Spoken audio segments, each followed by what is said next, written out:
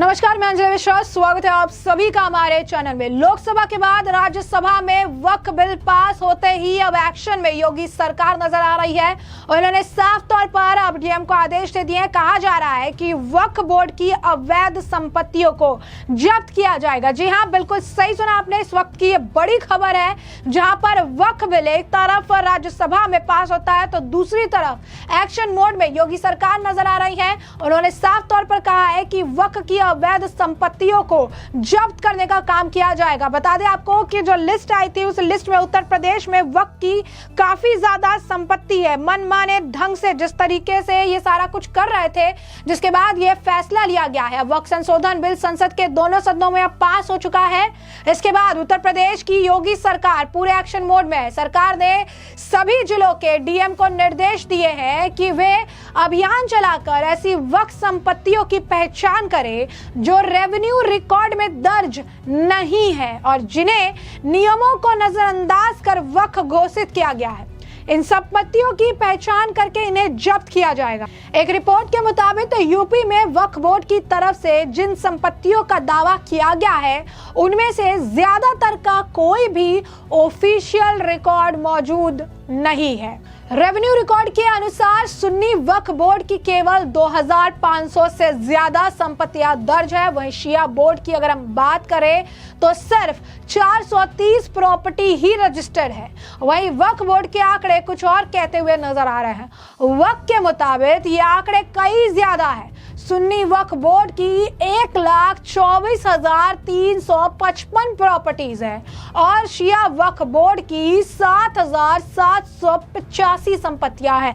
तो जरा आप देखिए कि किस तरीके से कितनी संपत्तियां रजिस्टर्ड है और कितना ज्यादा यह आंकड़ा जो है बताया जा रहा है। खुद आप देखिए कि जो रेवेन्यू रिकॉर्ड जिसकी बात की जा रही है उसमें सुन्नी वक्फ बोर्ड की सिर्फ 2500 से ज्यादा संपत्ति दर्ज की गई है सिर्फ, जबकि यह आंकड़ा रियल में 1 लाख के भी पार है। वहीं शिया वक्फ बोर्ड में सिर्फ 430 प्रॉपर्टी रजिस्टर्ड है, जबकि यह आंकड़ा भी काफी ज्यादा है। तो आप समझिए कि कितनी सारी ऐसी संपत्ति है जो कि रजिस्टर्ड नहीं है। अगर हम एग्जैक्ट आंकड़ा आपको बताएं तो सुन्नी वक्फ बोर्ड जिसमें 2500 ही सिर्फ जमीन जो है जो प्रॉपर्टी है रजिस्टर है, एक्चुअल में उसका आंकड़ा 1,24,355 है। वही शिया वक्फ बोर्ड का असल आंकड़ा 7,785 है, जबकि जो ऑफिशियली रजिस्टर्ड है वो सिर्फ 400-450 के करीब है। और ऐसे में कहा जा रहा है कि बड़े लेवल पर तालाब, खलिहान, ग्राम समाज की जमीनों को वक्फ घोषित कर दिया गया।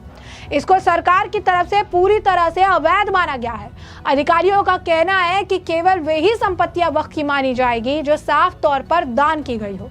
सरकार ने अपना रुख साफ कर दिया है कि अवैध तरीके से घोषित की गई हर एक प्रॉपर्टी पर कानून के हिसाब से कार्रवाई होगी।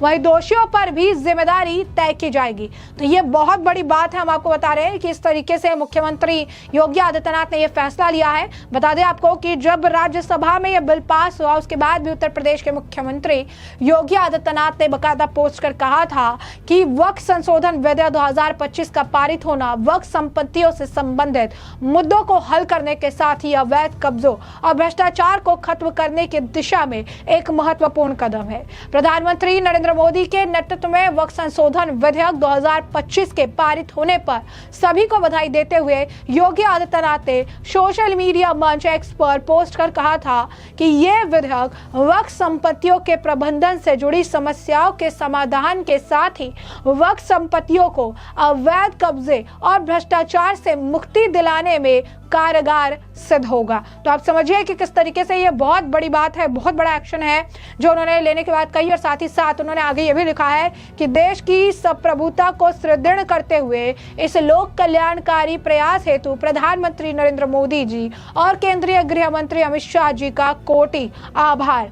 तो यहाँ पर योगी आदित्यनाथ एक्शन मोड में नजर आ रहे हैं। योगी आदित्यनाथ ने साफ तौर पर अपनी बात रखी है। योगी आदित्यनाथ ने साफ तौर पर जो है चीजें कह दी है। उन्होंने बता दिया है कि किस तरीके से सब कुछ वो सोच रहे हैं, किस तरीके से वक्त की ज़मीन को अब जो भी अवैध है जिसे लेकर कोई काम नहीं किया उसे कॉन्फिस्टिकेट करने का काम किया जाएगा, जब्त करने का जो है काम किया जाएगा, जब्तन की जो है जब्त करने की जो कार्रवाई है वो की जाएगी। और ये बहुत बड़ी बात है, एक बहुत बड़ा आंकड़ा है जो उन्होंने दे रखा है। जैसा कि हमने आपको बताया कि कितनी ज़्यादा संपत्ति है और रजिस्टर्ड मामले में बहुत कम संपत्तियां हैं जो रजिस्टर्ड की गई है, बाकी सारी संपत्तियां जो है वो इसी तरीके से हैं, उनके पास कोई कागजात नहीं है, ऑफिशियली रजिस्टर्ड नहीं है। वह इस पूरे मामले पर ओपी राजभर का भी बयान है, वो बता रहे हैं कि जो ये बिल है वो किस तरीके से कारगर होगा और किस तरीके से जो सरकार फैसले ले रही है इसके प्रॉन्स एंड कॉन्स क्या है। जरा सुनिए क्या कुछ कहना है ओपी राजभर का। 57,792 ऐसे रकबे आए हैं जो वक्फ बोर्ड की संपत्ति के नाम से मिली है, जिसमें 1,01,771 एकड़ जमीन पूरी अब तक सर्वे में मिली है। अब जहां आपत्ति आएगी, जैसे नियम था कि निजी संपत्ति पर भी वक्फ बोर्ड ये कह देता था कि ये हमारी संपत्ति है, तब वो जाता था वक्फ ट्रिब्यूनल कोर्ट में, वहां वो फैसला हो जाता था उसके पक्ष में कि ये वक्फ बोर्ड की संपत्ति है, वही आखिरी सुनवाई होती थी।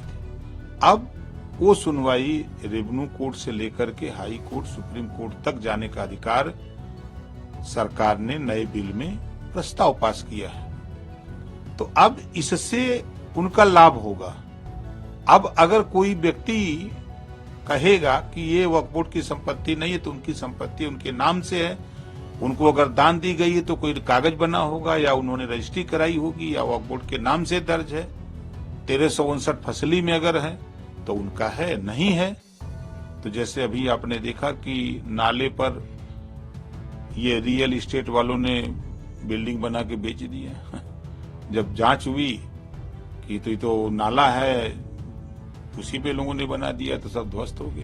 तो वो अपनी जो मन में भ्रांति पैदा किए हैं वो भ्रांति दूर कर लें। अगर किसी की इबादत बनी है, मस्जिद हो, गुरुद्वारा हो, चाहे कोई चीज बना है, तो उस पर सरकार कोई कदम उठाने नहीं जा रही है कि उसको खाली कराने जा रही है। सरकार मुसलमानों के हित में, जैसे अब आप लखनऊ में कब्रिस्तान, कई जगहों से शिकायतें आती हैं कि जो गरीब कमजोर मुसलमान के घर अगर कोई डेथ होती है तो वो कब्रिस्तान में दफनाने जाता है तो उसे 5-5 लाख रुपए मांगे जाते हैं। अब वो बेचारा गरीब कहां से देगा? वो संपत्ति सभी, कब्रिस्तान तो सभी लोगों की है जितने लोग मुसलमान हैं। अब उसका मालिक एक आदमी बन के बैठा है, गद्दीधीश कहते हैं उसको हमारी भाषा में, कि नहीं अब वो इसमें उसी वही दफनाएगा जो 5 लाख देगा, 4 लाख देगा, 2 लाख देगा। ये कौन सा है? तो वो अधिकार उसके पास नहीं रहेगा। अब वो वक्फ बोर्ड की वक्फ की जमीनें हैं, तो अगर वो कब्रिस्तान के नाम से दर्ज है तो कब्रिस्तान में सबको दफनाने का अधिकार है, किसी से रिश्वत लेने की जरूरत नहीं पड़ेगी। तो ऐसे में हमने आपको जो पूरा मामला है विस्तार से बताया, आपने ओपी राजभर का बयान भी सुना है, तो योगी आदित्यनाथ के एक्शन के बारे में भी हमने आपको जानकारी दी है। और इस पूरे मामले पर अब आपकी जो राय हो हमें कमेंट सेक्शन में कमेंट करके जरूर से जरूर साझा करिए। धन्यवाद।